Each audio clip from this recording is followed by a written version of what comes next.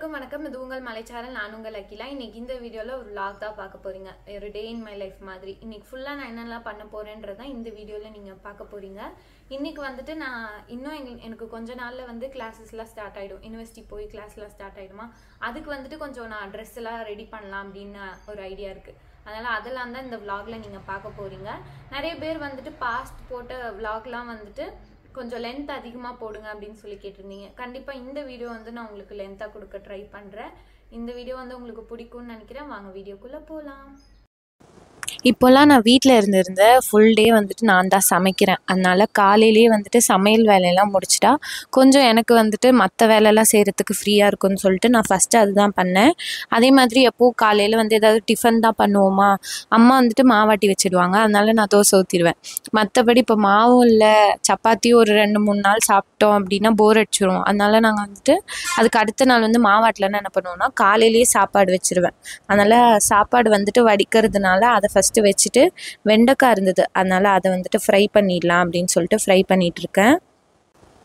எனக்கு வந்துட்டு வெண்டைக்காய் வறுவல் வந்து ரொம்ப பிடிக்கும். உங்களுக்கு வந்துட்டு காய்கறியில் எது ரொம்ப பிடிக்குன்றதை கீழே கமெண்ட் பண்ணுங்கள். கிட்டத்தட்ட 1.5 மாதமாக வீட்டில் நானே சமைச்சு எனக்கே வந்துட்டு நைட்டு வந்துட்டு நாளைக்கு இது செய்யணுமா அது செய்யணுமான்லாம் பிளான் பண்ணிட்டு தூங்குறேன். அந்தளவுக்கு ட்ரெயின் ஆன மாதிரி இருக்குது. அதனால் நான் அதுதான் பண்ணிகிட்டு இருந்தேன். அம்மா வந்துட்டு காலையிலேயே குளிச்சுட்டு வந்துட்டு அவங்க வேலையெல்லாம் அவங்க பார்த்துட்டு இருந்தாங்க. இப்போ நான் வந்துட்டு சமைக்கிறேன்னா அம்மா வந்துட்டு பாத்திரம் விளக்குறது அதெல்லாம் பண்ணிவிடுவாங்க. இப்போ வந்துட்டு நான் அரிசி வந்து எனக்கு வடிக்க தெரியாது. நான் வடிச்சிருக்கேன், இருந்தாலும் ரொம்ப அதிகமாக வடிச்சதில்லை. அதனால் என்ன பண்ணுவோன்னா இப்போல்லாம் வீட்டில் இந்த மாதிரி ஒரு வடிகட்டி வாங்கி வச்சுருக்கோம். அது வந்து ஒரு பாத்திரத்துக்கு மேலே வச்சுட்டு நம்ம அதில் ஃபுல்லாக அப்படி சாப்பாடு வெந்ததுக்கப்புறம் கவுத்து விட்டுட்டோன்னா அதில் வந்து சோறு நல்லா வெந்து வந்துடும். அதே மாதிரி அந்த தண்ணி வந்து கீழே வந்து நமக்கு கலெக்ட் ஆகிடும். இது மாதிரி தான் நாங்கள் பண்ணிக்குவோம். இது வந்துட்டு யூஸ்ஃபுல்லாகவும் இருக்குது. நீங்களும் வந்துட்டு இப்போ தான் சமைக்க ஆரம்பிக்கிறீங்க, இந்த மாதிரி வடிக்கிறது கஷ்டமாக இருக்குன்னா கண்டிப்பாக இந்த வடிகட்டி வந்து வாங்கிக்கோங்க. இது வந்து நான் லிங்க் இருந்தால் கீழே டிஸ்கிரிப்ஷன் பாக்ஸில் கொடுக்குறேன். நான் வந்துட்டு இங்கே திருச்சி மங்கலில் தான் வாங்கினோம். வெண்டைக்காவும் வறுத்துட்டேன். அதுவும் இல்லாமல் எனக்கு 2-3 நாளாக சாம்பாரே சாப்பிட்டு போர் அடிச்சிச்சு. அதனால சரி இன்றைக்கி வந்துட்டு வேறு ஏதாவது சாப்பிட்லாம் அப்படின்னு சொல்லிட்டு காலையிலேயே நான் வந்துட்டு மோர் சாதம் தான் சாப்பிட்டேன். எனக்கு வந்துட்டு தயிர் சாதத்தை விட மோர் சாதம் தான் ரொம்ப பிடிக்கும். கெட்டியாக தயிர் இருந்துச்சுன்னா பிடிக்காது, அந்த வெண்ணெயோட அப்படி இருந்தால் பிடிக்காது. கொஞ்சம் தண்ணியாக மோர் அதாவது லைட்டாக தயிர் போட்டு நிறையா தண்ணி ஊற்றி அப்படி பண்ணால் தான் பிடிக்கும். அதனால் அது சாப்பிட்டு முடிச்சுட்டு அதுக்கப்புறம் தான் நான் வேலையே ஸ்டார்ட் பண்ணேன். ஏன்னா எனக்கு காலையில் சாப்பிடாம ஏதாவது வேலை செஞ்சேனாலே டென்ஷன் ஆகிடுமா, பசி வேறு அதிகமாகிடும். அதனால் நான் காலையில் நல்லா சாப்பிட்டுட்டு அதுக்கப்புறம் வீடெல்லாம் கூட்டுற வேலை இருந்தது, அதெல்லாம் கூட்டிகிட்டு அதுக்கப்புறம் இன்றைக்கி கொஞ்சம் ட்ரெஸ்ஸெல்லாம் தைக்கலான் இருக்கேன். ஏன்னா காலேஜும் ஸ்டார்ட் ஆகுதா, சரி போட்டுக்கிறதுக்கு ஒரு 2-3 ட்ரெஸ் தைச்சி வச்சுக்கலாம் அப்படின்னு சொல்லிட்டு இன்றைக்கி நான் தைக்கவும் போகிறேன். அதையும் நீங்கள் பார்ப்பீங்க. தைக்கிறதுனால நம்ம கீழே போட்டு தானே கட் பண்ணணும் துணியை, டேபிள்லாம் இல்லை. அதனால் கீழே போட்டு கட் பண்ணுறதுனால ஃபஸ்ட்டு நான் ஹாலை கூட்டிட்டேன்னா அதுக்கப்புறம் அங்கே வந்துட்டு எதெல்லாம் தைக்கணும் அப்படின்றத நான் எடுத்து வச்சுக்குவேன்.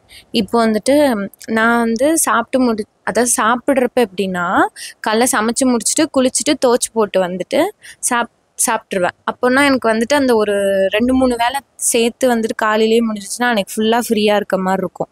ஆரம்பத்துலலாம் நான் என்ன பண்ணேன்னா மத்தியானம் ஒரு டைம் சமைக்கிறது, காலையில் ஒரு டைம் சமைக்கிறது, அப்புறம் மத்தியானம் சாப்பிட்டதுக்கப்புறம் துணி துவைக்கிறது, இந்த மாதிரி ஒரு நாள் ஃபுல்லாக வேலையே இருந்துகிட்டே இருக்க மாதிரி இருந்தது. இப்போல்லாம் என்ன பண்ணுறதுனா காலையிலேயே சமைச்சிட்டு துவச்சி போட்டுட்டு அன்னன்னைக்கு துவச்சி போட்டு குளிச்சுட்டு வந்துடுவேன். அம்மா வந்து எடுத்து காய போட்டுருவாங்க. இப்படி பண்ணுறது எனக்கு ஈஸியாக இருந்ததா.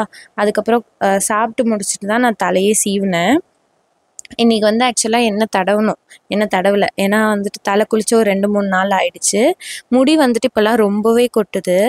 இப்போது ரீசெண்டாக வந்துட்டு முடி ரொம்ப கொட்டுறதுனால அம்மாவே வந்து நீ தேங்காய் எண்ணெய் வந்து டெய்லி தடவணும் அப்படின்னு சொல்லிட்டாங்க.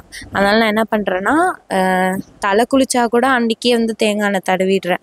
ஒரு வாரத்தில் 2 நாள் தலை குளிக்கிறோன்னா அன்றைக்கி ஒரு நாள் மட்டும் விட்டுட்டு அடுத்த நாள் வந்து தேங்காய் எண்ணெய் தடவிக்கிறேன். அதே மாதிரி காலையிலையும் ஈவினிங்கும் கண்டிப்பாக வந்து தலையை சிக்கெடுத்து தலை சீவிக்கிறேன். இப்போது ஓரளவுக்கு கண்ட்ரோல் ஆகிருக்கு.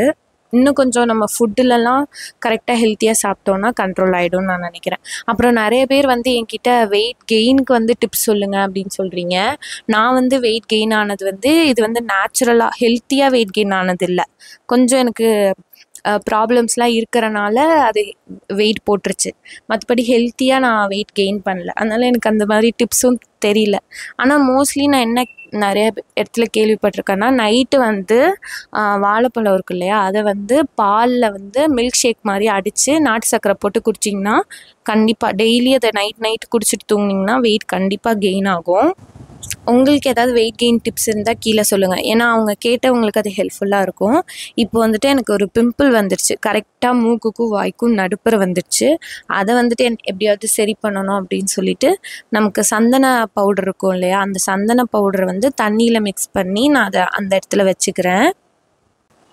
எனக்கு வந்துட்டு பிம்பிள்ஸ்லாம் அடிக்கடிலாம் வராது. எப்போவாவது ரேராக வரும். அதுவே வந்துட்டு ஒரு வாரம் 2 வாரம் இருந்துட்டு அதுவே அப்படியே போயிடும். ஆனால் ரொம்ப அதுக்கு எதுவும் பண்ண மாட்டேன். ஆனால் இது வந்துட்டு லைட்டாக கொஞ்சம் ரொம்ப பெருசாக வருதா, அதனால சரி ஏதாவது பண்ணலாம் அப்படின்னு சொல்லிட்டு அதை நான் பண்ணேன். அதுக்கப்புறம் இது வரைக்கும் என்கிட்ட இருந்த அந்த சுடிதார் மெட்டீரியல்லாம் எடுத்து வச்சுட்டு எது தைக்கலாம், எது நம்மளே தைக்கலாம், எது வெளியில் கொடுத்து தைக்கலாம் அப்படின்னு சொல்லிட்டு பிரித்து வச்சுட்டு இருந்தேன். இதெல்லாம் நிறையா வந்துட்டு அந்த ஏஜ் அட்டெண்ட் பண்ணப்போ டைமில் நிறைய பேர் வாங்கிட்டு வந்து கொடுத்துருப்பாங்கல்ல, அதெல்லாம் வந்துட்டு நான் காலேஜ் போனால் நான் தைச்சி போட்டுக்குவேன் அப்படின்னு சொல்லிட்டு அதெல்லாம் பத்திரமா வச்சுருந்தேன். ஆனால் நான் 3 வருஷம் காலேஜ் போனப்போ யூஜியில் தைக்கவே இல்லை. சரி பிஜியில் இப்போவாது தைச்சி போடலாம், இன்னும் 1 வருஷம் தான் இருக்குது. இதுக்கப்புறம் நம்ம சுடிதார் போட முடியுமா போட முடியாதான்னு கூட தெரியல. அதனால சரி எல்லாத்தையும் தைக்கலான்னு சொல்லி எதெல்லாம் தைக்கலாம் அப்படின்னு எடுத்து பார்த்துட்டு இருந்தேன். மோஸ்ட்லி இதில் வந்துட்டு பேண்ட்டுக்காக துணி கொடுப்பாங்கல்ல, அதில் நான் பேண்ட்டே தைக்க மாட்டேன். எனக்கு தைச்ச பேண்ட்டு ஒத்தே வராது. லெக்கின் தான் போட்டுக்கிறேன்னா, அதனால பேண்ட்டுக்கும் வந்து நம்ம டாப்பாக தைக்கலாம் அப்படின்னு சொல்லிட்டு எடுத்து வச்சிட்டு இருந்தேன். நான் என்ன ஒரு அறிவாளித்தனமாக வந்து பண்ணேன்னா, பேண்ட்டோட மீட்டர் வந்து கணக்கே பண்ணாமல் நான் வந்து அவுட்லைன்லாம் போட்டு வரைஞ்சிட்டேன். கட் பண்ண போகிற டைமில் தான் யோசித்தேன் இவ்வளோ பெருசாக பேண்ட்டுக்கு துணி தரமாட்டாங்களே அப்படின்னு யோசிச்சு பார்த்தா ஒரே ஒரு துணியை மட்டும் போட்டு நான் தைச்சிருக்கேன். இன்னொரு பார்ட் இருக்கணும்ல, ஃப்ரண்ட்டு பேக்குன்னு, பேக்குக்கு துணியே இல்லை. அப்புறம் அது பார்த்தா ரொம்ப கம்மியாக துணி இருந்தது, அது தைக்கவே முடியாது. அதனால் அதெல்லாம் எடுத்து வச்சுட்டேன். ஒரு சிலதெல்லாம் இப்போ கிராண்டாக இருக்க மாதிரி இருக்கிறதெல்லாம் நானே தைச்சி எக்ஸ்பெரிமெண்ட் பண்ண மாட்டேன். அது வந்து வெளியில் கொடுத்து தைச்சிப்பேன். அதனால் அதெல்லாம் தனியாக எடுத்து வச்சுட்டு நமக்கே தெரியும்ல இதெல்லாம் வந்துட்டு நம்மளே தைக்கலாம், இது வந்து நல்லா இல்லாமல் போச்சுனாலும் பரவாயில்ல அப்படின்னு தோன்றது மட்டும் நான் எடுத்து தைக்கலான்னு சொல்லிட்டு எப்போவுமே ஒரே ட்ரெஸ் தான். இந்த ட்ரெஸ் அளவு கொடுத்தேன்னா அந்த சுடிதார் வந்து நல்லா வரும். அதனால் அதை வச்சுட்டு நான் அளவுக்கு எடுத்துக்கிறேன். இப்போ இந்த சாக் பீஸ் வந்துட்டு ரீசெண்டாக வாங்கிட்டு வந்தோம். இது வந்துட்டு நமக்கு துணி வந்து அளவு எடுத்துக்கிறதுக்கு கரெக்டாக இருக்கும். அதில் வந்து எல்லோ கலரில் ஃபஸ்ட்டு நான் அளவு எடுத்துக்கிறேன். இது எப்படி பண்ணணும்னா, ஃபஸ்ட்டு நம்ம நல்ல கரெக்டான ஃபிட்டிங்கில் இருக்க சுடிதாரை போட்டுட்டு நீங்கள் அதில் மார்க் பண்ணி எடுத்துக்கோங்க. அதோட கரெக்ட் அளவை மார்க் பண்ணி எடுத்துக்கோங்க. ஆனால் கரெக்ட் அளவு மார்க் பண்ணோலே அதில் கட் பண்ணக்கூடாது. அதுலேருந்து ஒரு இன்ச் இல்லைன்னா 1.5 இன்ச் தள்ளி நீங்கள் வேற ஒரு கலர் சாக் பீஸ் எடுத்து நீங்கள் வந்து அவுட்லைன் கொடுத்துட்டு நம்ம இதை கட் பண்ணிக்கலாம். அந்த ரெண்டாவதாக 1.5 இன்ச் விட்டு வரைஞ்சோம் இல்லையா, அந்த இடத்துல நம்ம வந்து கட் பண்ணி எடுத்துக்கலாம். எனக்கு இப்போ வரைக்குமே எல்லாமே ஓரளவுக்கு நல்லா கட் பண்ணிடுவேன். தைக்கிறதும் ஓரளவுக்கு தைச்சிடுவேன். ஆனால் எனக்கு எது சொதப்புனா அந்த கை பக்கம் இருக்கு இல்லையா, அது கட் பண்ணுறதும் கழுத்தில் வந்து தைக்கிறதும் சொதப்பும். அதனால நான் வந்துட்டு என்ன தெரியுமா பண்ணுவேன், அந்த கட் பண்ணுறோம் இல்லையா அதுலேயே இன்னும் கொஞ்சம் எக்ஸ்ட்ரா துணி வச்சு கட் பண்ணிடுவேன். அப்போ வந்துட்டு எனக்கு அந்த வரைஞ்சதுக்கும் அந்த கைக்கு அட்டாச் பண்ணுறதுக்கும் துணி வந்து கரெக்டாக இருக்கும். இந்த மாதிரி மெத்தடில் பண்ணுறதுனால எனக்கு ஈஸியாக இருந்தது. அதுக்கப்புறம் தைக்கலான்னு சொல்லிட்டு ஃபஸ்ட்டு கழுத்து தான் தைச்சேன். இந்த துணி வந்து ரொம்பவே மெல்லிஸாக இருந்தது எனக்கு. அதுவும் இல்லாமல் பொதுவாக லைனிங் கிளாத் கொடுத்து தைச்சேன்னா ஈஸியாக தைச்சிருவேன்.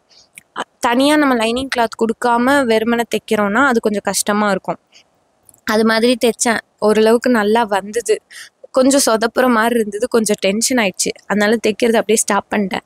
இனிமேல் வந்துட்டு நம்ம தைச்சலாம். அம்மா வந்துட்டு என்ன சொன்னாங்க, நீ கிளம்புற டைமில் இப்படி டென்ஷன் ஆகாத, நான் வந்து உனக்கு 4 ட்ரெஸ் எடுத்து கொடுத்துட்றேன், நீ தைச்சிலாம் ஒன்றும் பண்ண வேணாம் அப்படின்னு சொல்லுவோம். அதெல்லாம் அப்படியே கட் பண்ணி பாதி தைச்சதோடு எடுத்து மடித்து வச்சுட்டேன். சரி நெக்ஸ்ட் டைம் வரும்போது பொறுமையாக நம்ம எடுத்து தைச்சிக்கலான்ட்டு.